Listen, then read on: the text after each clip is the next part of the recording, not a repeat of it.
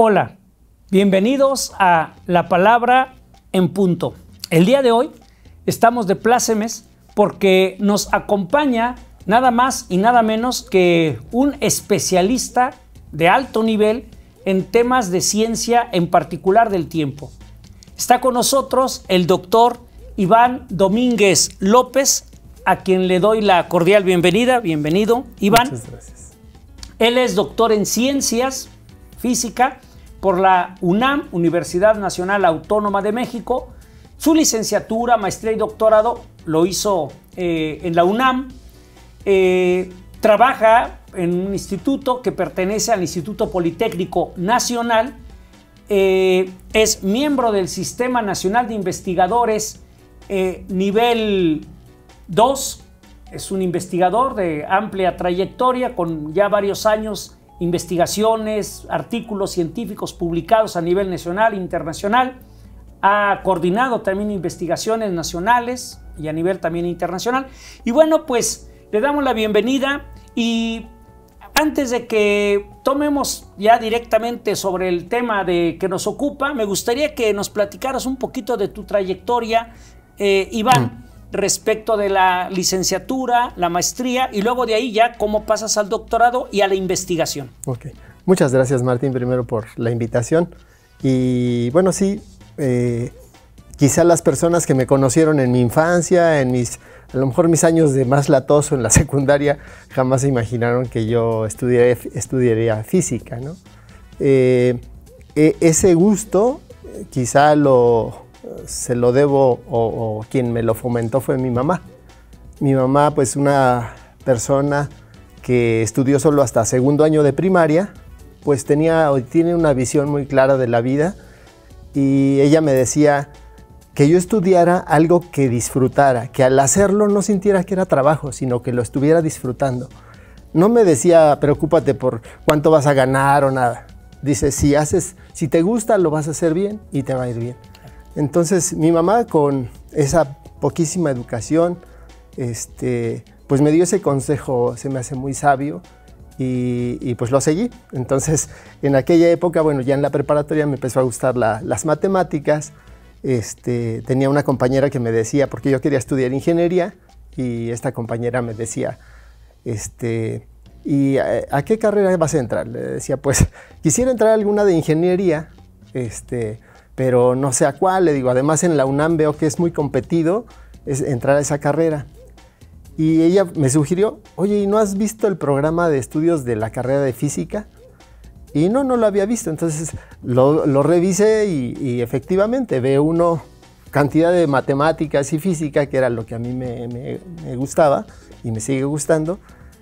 Y entonces, bueno, también gracias a esa compañera, gracias a mi papá, que esa inquietud por entender la naturaleza, cómo funcionan las cosas, pues esa se la debo a mi padre. Yo soy uno de 5 hermanos, soy el de en medio, tengo 2 hermanas mayores que yo y 2 menores que yo.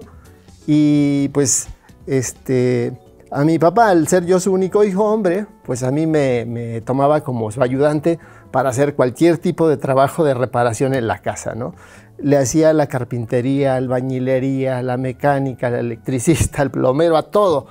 Y aunque él no supiera, a él le gustaba destapar las cosas y las arreglaba. Y entonces yo, siendo su ayudante, pues fui aprendiendo y me gustó mucho el conocer cómo funcionan las cosas, ¿no? Entonces creo que ese gusto por la ciencia nace de ahí, de mi papá también, ¿no? Y mi mamá, pues, que me dijo, pues, estudia lo que te apasione. Y eso es lo que hice. Entonces entré a la Facultad de Ciencias de la UNAM, también gracias a los profesores que desde el primer semestre nos abren los ojos a la realidad y nos dicen, bueno, ¿y ustedes qué quieren hacer cuando tengan su título de físicos? Y pues creo que todos los que estábamos ahí queríamos ser investigadores científicos. Entonces, pues al externarlo nos decían, pues miren, piensen que esta carrera de físico, cuando terminen, no van a poder ser científicos. En ningún lado los van a contratar así. Tienen que mentalizarse a que su carrera terminará hasta que terminen el doctorado Y entonces sí, preocúpense por buscar trabajo porque tampoco hay mucho. Entonces eso fue hace más de 30 años, entonces la verdad es que sí, era una situación un poco complicada, pero con este ánimo de mi mamá que estudia lo que te apasione y te va a ir bien y hazlo. Y entonces le hice caso y no me preocupaba, ¿no? Eso de cuánto irían a ser mis ingresos. Quizá ya después cuando me casé y ya empezamos a tener hijos, pues ahí sí ya no era nada más yo y entonces sí me preocupaba un poco más la situación económica, ¿verdad? Muy bien. Pero entonces eres licenciado, tienes licenciatura en física, también maestría en física y el doctorado es en física. Pero tú te dedicas en particular también mucho a esta cuestión de la física que tiene que ver con el tiempo, ¿no? La física atómica, que tiene que ver con la medición del tiempo. De hecho, en donde trabajas, me gustaría que nos dijeras qué es lo que haces ahí en particular respecto del tiempo. Porque cuando hablamos del tiempo, como diría San Agustín en su libro Confesiones, decía San Agustín, si me preguntan qué es el tiempo, no sé qué contestar. Pero si me piden que hable del tiempo, sí puedo hablar del tiempo. O sea, podemos hablar del tiempo, pero cuando tratamos de definirlo, tratamos entonces de entrar desde un sentido más formal, pues se nos dificulta. Entonces, en ese sentido, tú como especialista, ¿qué nos puedes decir al respecto? Bueno, quisiera hacer un pequeño paréntesis, nada más porque efectivamente mi doctorado lo hice en el área de física atómica experimental. Todavía un par de estancias postdoctorales que hice fueron en esa área. En Estados Unidos, ¿no? En Estados Unidos. Ajá. Y a mi regreso me incorporé al Centro Nacional de Metrología y por supuesto me entusiasmó mucho a mí la idea de regresar y aportar algo a mi país en el área que yo me había preparado. Entonces, pues desarrollar un reloj atómico se me hace como la parte más directa en la que uno que estudió esto de física atómica experimental, pues ponerlo en la práctica, ¿no? y hacer algo. Entonces, creo que es una de las cosas que pues ha tenido mayor relevancia en mi trayectoria, el haber puesto en marcha este primer reloj atómico de México, y ahí pues tuve la oportunidad de colaborar con el doctor Mauricio López, José Mauricio López, con otro colega Sergio López. Parecía que éramos todos de la familia, pero no, nada que ver. Soy Iván Domínguez López, pero no, ni nos conocíamos, ¿no? Ahí colaboramos, pudimos poner en funcionamiento ese reloj atómico y pues sí me empapé un poquito más en estas cuestiones de lo que es un reloj atómico, para qué se usa. Y no sé, esa es la idea que quisiera ahorita comentar, ¿verdad? Quizá para muchos, cuando uno dice un reloj atómico y habla uno del nivel de exactitud que puede tener un reloj atómico, cuando dicen, por ejemplo, un reloj atómico de tipo comercial, de los que se pueden comprar, dicen, pues este reloj tienen que pasar 100,000 años para que se atrase o adelante un solo segundo. Y muchas personas, yo soy feliz con que mi reloj no se atrase adelante un segundo en un día, ¿para qué quiero un reloj tan exacto, no? Y mucha gente se pregunta eso. Quizá haciendo un poquito de historia, por ahí el asunto de la medición de tiempo está muy relacionada a lo largo de la historia con la navegación, con los viajes. Entonces, por ejemplo, en el mundo, en aquella época en que todo se movía entre continentes solamente por medio de barcos, pues la medición de tiempo era algo fundamental. Un reloj, por ejemplo, de péndulo no podía funcionar en un barco o funcionar adecuadamente porque pues, sufría retrasos o adelantos por el movimiento, ¿no?, del mar. Entonces, por allá en 1700 y fracción, la corona británica pues, ofreció un premio a quien desarrollara un reloj que pudiera funcionar en las embarcaciones de manera precisa, ¿no? Para aquellos tiempos, pues preciso ya era del orden de unas décimas de segundo, ya era algo muy bueno, ¿no?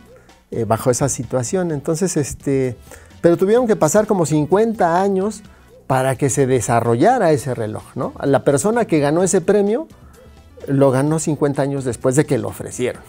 Entonces, pues no era nada sencillo, ¿no? Entonces, pues lo logró esta persona y bueno, esto lo traigo a colación porque ahora los relojes atómicos tienen mucho que ver todavía, ¿no? con la navegación.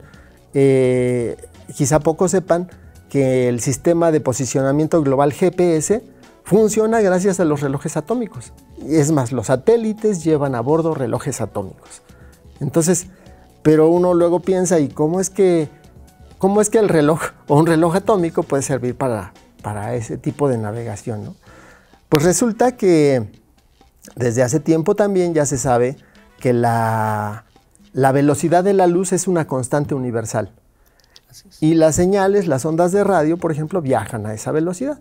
Entonces, el desarrollar este tipo de reloj y que transmita su señal de tiempo por medio de ondas de radio, pues se propaga a una velocidad constante. De manera que si uno recuerda por allá sus clases a lo mejor de la primaria, de que la velocidad es igual a la distancia entre el tiempo, ¿no? Por ejemplo, para un movimiento con velocidad constante, y si la velocidad es una constante, de ahí uno podría nada más despejar, ¿no? Y diría uno, la distancia entonces es la velocidad por el tiempo. Si la velocidad es la velocidad de la luz, entonces hay una relación directa entre distancia y tiempo. Entonces medir distancia con alta precisión implica medir tiempo o requiere medir tiempo con alta precisión.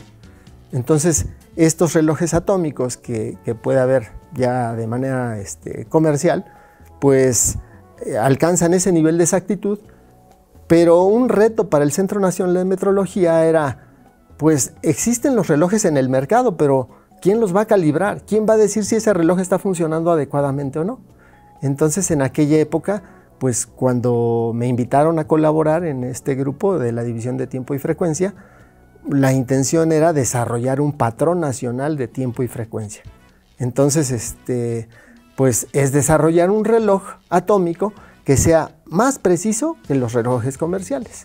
Al menos un orden de magnitud, o sea, 10 veces más exacto, ¿no? Entonces, así es la historia, ¿no? Como a mí me interesó mucho entrar en ese reto de desarrollar, pues, el primer reloj atómico de México. Pues muy bien, qué orgullo que al final de cuentas el primer reloj atómico de México, ¿no? Fue o participó en la elaboración, en su construcción, pues nada más y nada menos que pues una persona que tiene pues ya 25 años viviendo aquí en Querétaro, ya es un queretano, el doctor Iván Domínguez López, aunque bueno, de origen es poblano, pero realmente ya es queretano también por adopción y por cariño a la tierra. Es un orgullo. Y bueno, a mí me gustaría también para nuestras personas, las personas que nos hacen el favor de ver el programa, ¿por qué se le llama reloj atómico? ¿Qué significa el término atómico, ¿no? ¿O qué impacto tiene como para poder juntarlo como adjetivo calificativo con el término reloj para dar la idea de un objeto en particular? Claro. ¿Qué es eso de atómico? Sí. Pues esto de... digamos, para hacer la similitud, nosotros estamos acostumbrados, o quizá desde hace mucho tiempo veíamos relojes con manecillas, ¿no? Entonces, pues los segundos, cada que el segundero se movía de posición, decíamos, pasó un segundo. Actualmente, bueno, ya desde hace varios años, existen los relojes pues, electrónicos que funcionan con cristales de cuarzo. Entonces, esos cristales funcionan a una frecuencia bastante constante. Entonces, ese tipo de frecuencia que se estimula por medio de voltaje, pues se ha utilizado para relojes como este, ¿no? El que tú traes quizá, que funcionan con ese tipo de baterías y con un material, ¿no? Cuarzo. Y quizá lo menciono porque esto del término reloj atómico, pues se refiere a que así se define actualmente en el sistema internacional. El reloj atómico está basado en una transición de niveles energéticos del átomo de cesio. Le llaman que es la transición entre los niveles del estado base del átomo de cesio. Entonces, pues, como se refiere a eso, a una transición entre niveles energéticos de un átomo, la idea era precisamente hacer independiente la medición de tiempo pues del aparato con el que se hacía la medición, ¿no? Porque como decía, pues a lo mejor un reloj de péndulo tiene cierto nivel de exactitud, o sea, relojes mecánicos, relojes eléctricos o electrónicos tienen otro nivel de exactitud y depende pues de con qué están fabricados. Sin embargo, cuando hablamos de un reloj atómico y que funciona a partir de la transición entre estos niveles hiperfinos, y dice uno, ¿y cómo es que esa transición entre niveles hiperfinos se puede traducir en una medición de tiempo? Pues quizá no es tan sencillo, porque si uno entra a un laboratorio como en el Centro Nacional de Metrología y ve uno un reloj atómico, bueno, uno a lo mejor espera ver un aparato, algo ahí, una cajita grande o pequeña, pero cuando te dicen, este es el laboratorio del reloj atómico, pues son unas instalaciones donde hay todo tipo de equipo electrónico, óptico, en fin, ¿no? Y todo eso es el reloj atómico, o sea, todo eso se requiere para que funcione como reloj atómico. Entonces, pues, ahora, lo que ocurre en un reloj atómico, utilizamos cesio, por ejemplo, en aquel tiempo, usábamos una fuente, digamos, que nosotros evaporábamos el cesio a una temperatura muy baja, o sea, como estaba en vacío, o sea, con bombas de vacío sacábamos el aire, extraíamos el aire de esa cámara y entonces calentábamos este horno, que le llamamos horno, pero digo, a lo mejor a lo más llegábamos a 100 grados Celsius, y entonces el cesio se evapora, fluye y pasa a través de unas cavidades que son las cavidades, digamos, orificios de entrada y salida de una cavidad de microondas.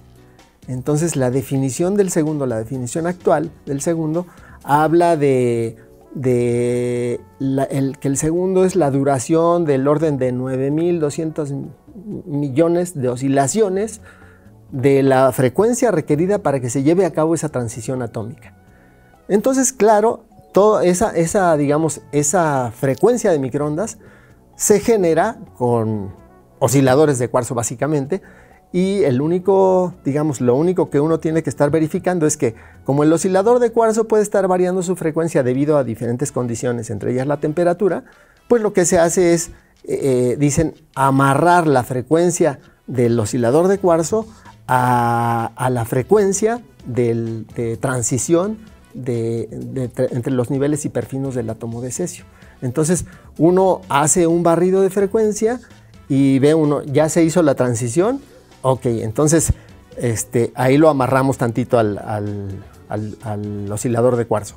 Pero si normalmente lo que hace es estar monitoreando, ya se corrió tantito, volvemos a ubicar dónde estaba el máximo de esa transición y movemos ese oscilador a que, digamos, lo esclavizamos a que se mantenga fijo para provocar la transición entre los niveles hiperfinos del átomo de cesio. Entonces, de esa manera es que funciona, ¿no? Y ya dice uno, bueno, son tantos millones de ciclos. Pues la electrónica lo que hace es contar esos miles de millones, ¿no? 9.200 millones de ciclos, y dice, ya transcurrieron, sale un segundo. Ya transcurrieron otros 9.200 millones de ciclos, sale otro segundo. Y entonces recuerdo que en aquella época el doctor Mauricio López decía que esto que teníamos ahí era una fábrica de segundos. Pues sigue siendo, ¿no? La fábrica de segundos, ahí se producen los segundos, se les da una etiqueta y así se construye una escala de tiempo. Muy interesante, sobre todo porque, bueno, pues nos has aclarado, y para los que no conocemos, no somos del área, no somos de ciencias, que bueno, ciencias exactas, ¿no? Porque también tenemos las ciencias sociales, las ciencias humanas. Pues ¿por qué se le llama reloj atómico? Porque esto de atómico, pues causa al menos cierta incertidumbre de una primera instancia. A mí me gustaría preguntarte, estimado Iván, tomando en consideración los avances que tenemos con la física cuántica, le dice mecánica cuántica, que hay algunas discusiones entre un término y otro, pero bueno, pues se ha movido toda esta idea de qué es la realidad, ¿no? ¿Qué es la realidad? Por ejemplo, cuando nosotros estamos aquí en un sentido, digamos, de pues macro, vamos a llamarle de alguna manera macro, pues no podemos estar en 2 o 3 lugares al mismo tiempo porque eso es imposible, ¿no? Sin embargo, cuando estamos, por ejemplo, dentro de la física cuántica, sabemos que a un nivel micro pueden estar en 2, 3 o 4 lugares al mismo tiempo, ¿no? Entonces, a partir de ello, hay quien ha sostenido que el tiempo realmente no existe. Y nos dicen, el tiempo no existe. Así, de manera breve, digamos, ¿qué opinas respecto a esta idea de que el tiempo no existe? Es más bien como una cuestión muy subjetiva del ser humano, pero realmente no existe. ¿Qué nos podría decir al respecto un físico especialista en tiempo? Bueno, pues yo creo que lo hemos creado como una necesidad. O sea, el tiempo, la verdad es que es algo que necesitamos, ¿no? Como una medición. Para poder describir una sucesión de eventos. ¿Qué ocurrió antes? ¿Qué ocurrió después? ¿Qué tanto ocurrió antes? ¿Qué tanto ocurrió después? En ese sentido, creo que es algo que satisface una necesidad, especialmente del ser humano, ¿no? El contar con el tiempo y poderlo medir de manera exacta. Okay. Ahora, bueno, yo considero que claro que existe. Algunos dicen, bueno, con la, digamos, la teoría que existe actualmente de que el universo se creó a partir de una gran explosión, dicen, bueno, pues a partir de ese momento, de la creación del universo, también se creó el tiempo. O sea, empezó a tener sentido hablar de tiempo, porque todo se empezó a mover, todo se empezó a desplazar. Y que tanto se desplazan, a qué velocidad se desplazan, pues requiere que tengamos este concepto de tiempo, ¿no? Y que lo podamos medir. Aunque, como decías al principio, pues en realidad tratar de definir el tiempo creo que es algo bastante complicado. Así es. Y efectivamente, como dice pues el doctor Iván, pues es una forma de medición, ¿no? Así como tenemos para medir litros, medir kilos, pues también tenemos para medir tiempo. Y el tiempo, la idea de segundo, minuto, hora, día, semana, mes, ¿no? Año, lo que gusten, pues al final de cuentas, pero es una forma de medir, pero siempre tiene relación con ¿qué? Bueno, pues tenemos que es relación con el movimiento. De ahí que a partir del Big Bang se diga, bueno, si se empieza a mover, hay movimiento, la materia existe y hay movimiento, surge el tiempo, ¿no? Un paréntesis al respecto, por eso se dice que cuando una persona muere, pues realmente ya no tiene tiempo, porque no tiene cuerpo, no tiene, su materia ya no existe, de tal suerte que después de la muerte no hay tiempo, no hay tiempo. Son temas muy interesantes. Agradecemos primeramente al doctor Iván por esta charla tan amena y sobre todo tan satisfactoria, tan útil. Esperamos que no sea la última, es la primera, espero, de varias que podríamos tener más adelante sobre otros temas que tengan relación obviamente con su especialidad. Le damos las gracias y esperamos que haya sido de su agrado este tema tan interesante y les recordamos que aquí la palabra En Punto es un espacio de cultura para hablar de diversos temas, todos claro relacionados con la cultura. En particular también los invito para que visiten el canal de YouTube Martín Hurtado, donde también hay cápsulas pequeñas de 3, 4, 5, 6 minutos, donde también abordo temas culturales. Sin otro particular, muchas gracias, doctor Iván. Al contrario, gracias a ti, Martín. Gracias y nos vemos en un siguiente programa. Recuerden, en La Palabra en Punto.